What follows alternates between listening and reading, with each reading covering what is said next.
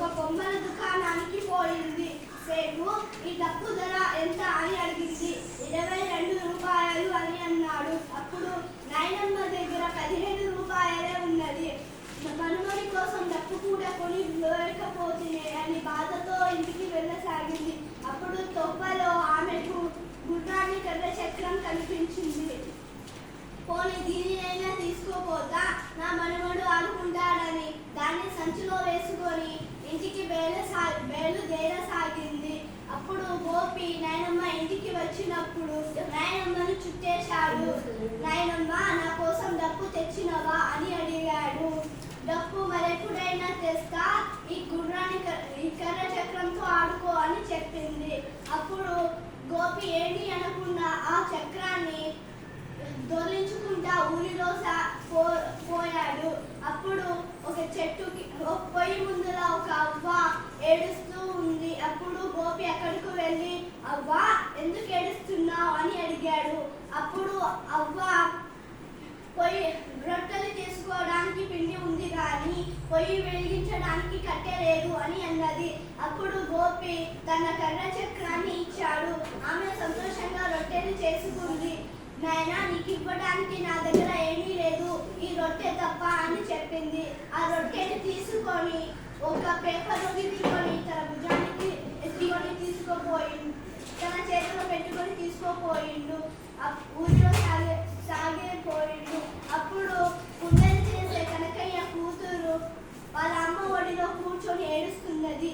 అప్పుడు గోపి అక్కడికి వెళ్ళాడు. చిన్నమ్మ, మీ కూతురు ఎందుకు ఏడుస్తున్నది అని అన్నాడు.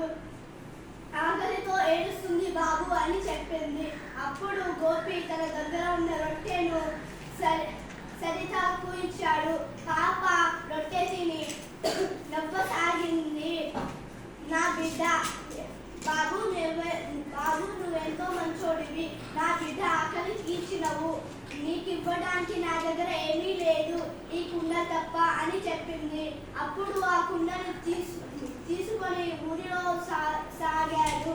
అప్పుడు కుండలు చేసే రాజయ్య తన కొడుకుని మందలిస్తున్నాడు. అప్పుడు, పెద్ద నాన్న, నీ కొడుకుని ఎందుకు మందలిస్తున్నావు, అతనిని ఏమీ అనకు అని అన్నాడు గోపి. ఆ కుండని రాజయ్యకు ఇచ్చాడు.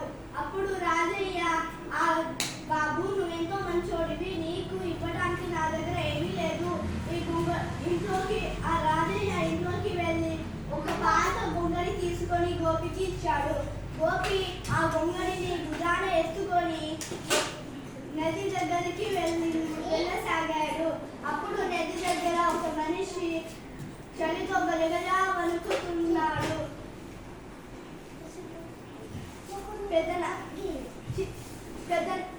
చిన్న నాన్న, ఎందుకు ఏడుస్తున్నావు అని అడిగాడు.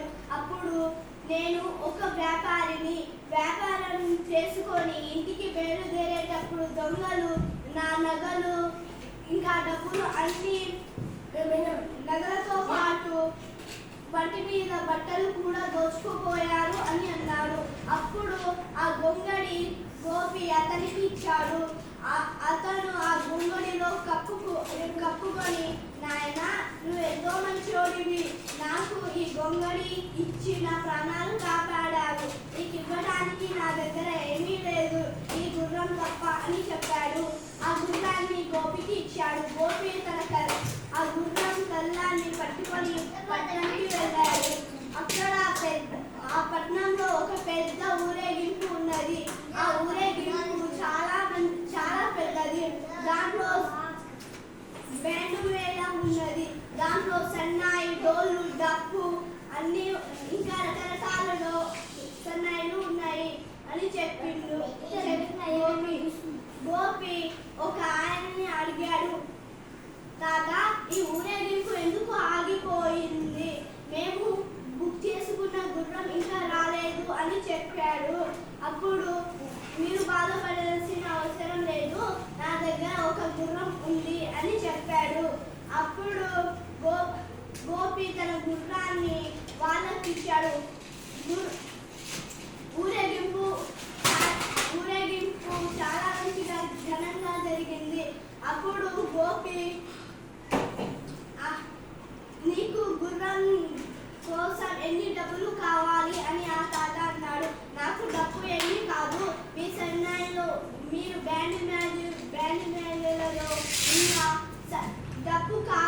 అని అన్నాడు. అప్పుడు తాత చాలా సంతోషించాడు. నేను ఈ ఊరిలోనే పెద్ద షావుకారుని అని అన్నాడు. అప్పుడు గోపికి అతను డప్పుతో పాటు